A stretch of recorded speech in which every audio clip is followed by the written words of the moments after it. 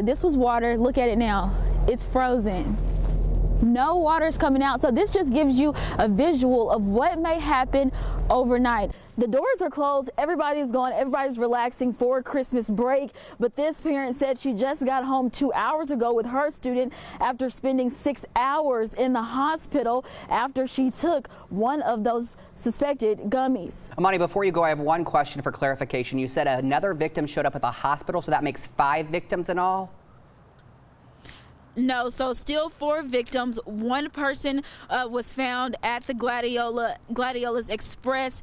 2 people were found here at this apartment complex, the Manor, and then 1 person showed up to the hospital. So in total, that's 4 people. All this sleet is making it very easy to slide and glide on the roads. I'm here in Blytheville, right outside of the Mississippi County Courthouse Annex, where a lot of early voting has been going on. Now, the city of Blytheville will see its new mayor for the first time in more than a decade because 7 candidates are running. It's been a busy night. I spoke with JPD. They said the first call came in around 8 o'clock tonight at Gladiola's Express. That's an Exxon right down the street. There's another fire right here. You can see those flames are getting very big. Over 5,000 people voted in early voting across Mississippi County. Diana, I have nachos and beer. It may look like I need a clock out of work. Imani, you're gonna have to teach me to dance.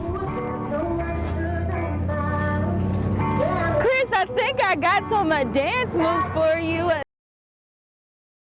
One person is dead and another is behind bars after an early morning homicide, according to police. Thanks for joining us. I'm Imani Williams. Carol Mutcherson was hit and killed in January by a crash involving a pickup truck. She was crossing the street on East Johnson at State Street, where that intersects. Now, the 2 crash locations are just over 200 feet apart. You can see that right there on the screen. Now, this is video from the scene in January. Now, water and oil do not mix, if you did not know that. So too much moisture left in the turkey can result in that right there, big flames. You don't want that to happen. The attorney of Desmond Mills, one of the 5 former Memphis police officers charged, here is a picture of him right there. Now, his attorney released a statement after the release of multiple videos showing the police encounter. We're gonna start out over here in the Weather Center. It was a hot day today. Aaron, tell us a little bit. I hope it's not getting any warmer. Oh, I'm sorry. Today was a little. Our Jace Passmore was there. I see you have a watermelon, so yeah. You did get one. I did, but there was also I love candy TV. corn. And she knows I do not like candy corn. I'm getting him on the candy corn train. And so I just ask that your resolution for 2023 is to come visit us tomorrow or Friday.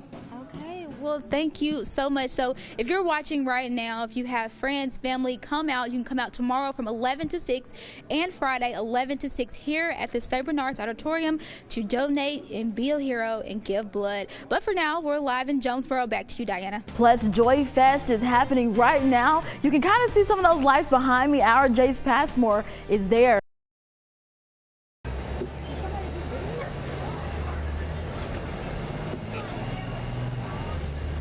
Make this stuff up? Not 1, This is terrible. 2, or 3. It's out. But no less than 10 drivers passed this bus full of kids while it was stopped and the red stop sign arm was out. I've got 8 lights that flash if we come to a stop. We'll have a flashing strobe light, and they even paint the buses a special yellow color. I don't understand that. Michael Finch calls this bus his office for a couple of hours a day, but it's not always the safest place, especially along Highway 49 in Paragould.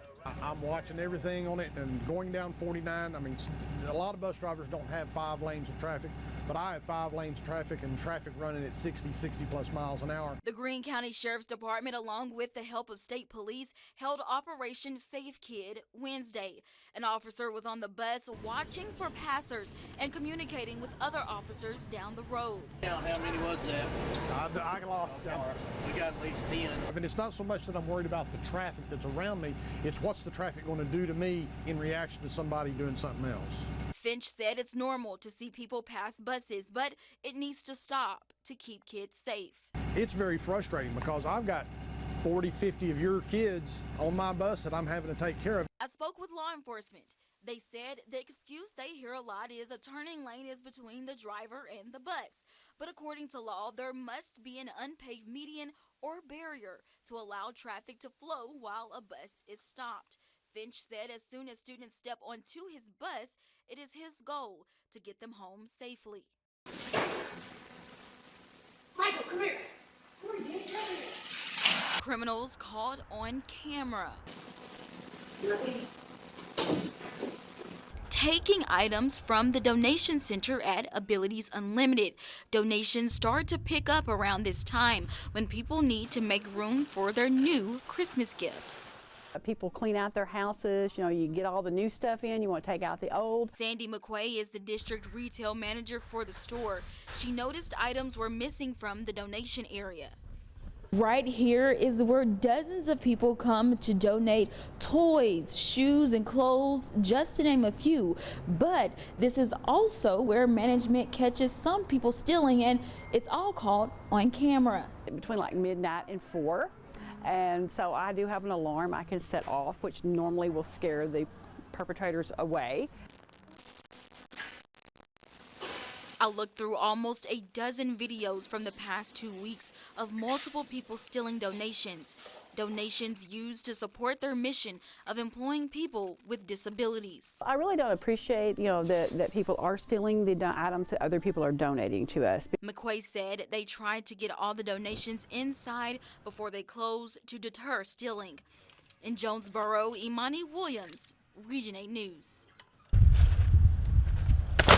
Catherine Barnes and her daughter, Lynn Palmer, spent Sunday morning gathering what they could from their home. Next thing I know, the house caved in on us. I did not even get my grandson. Barnes was home with her family when the tornado hit Speedway Street.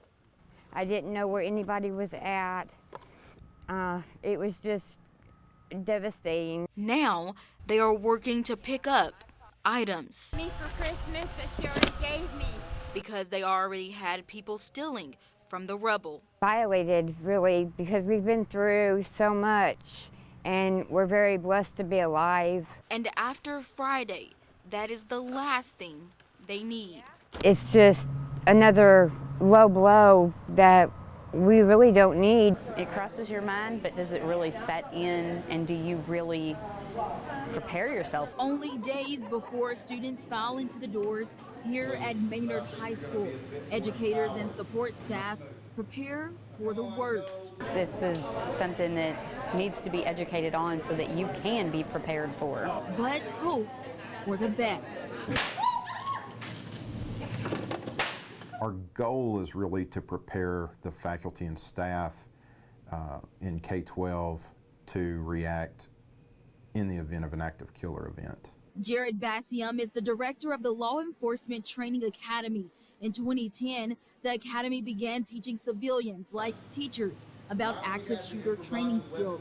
According to data by the National Center for Education Statistics, 72% of high schools reported having security staff present in 2016.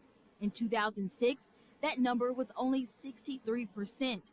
Bassium said as more school shootings happen, more districts are interested in the training academy. We teach that curriculum. We've been doing this for many years now, but obviously with what happened in Uvalde, we've had a lot more demand recently. Anxious. Anybody fearful? Very. Yes. Bassium was a certified teacher before going into law enforcement.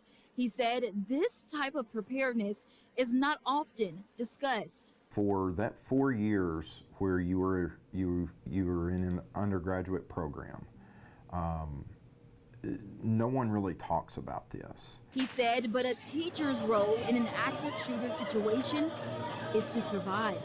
Is to give them tools to allow them and their students the highest degree of survivability rate possible.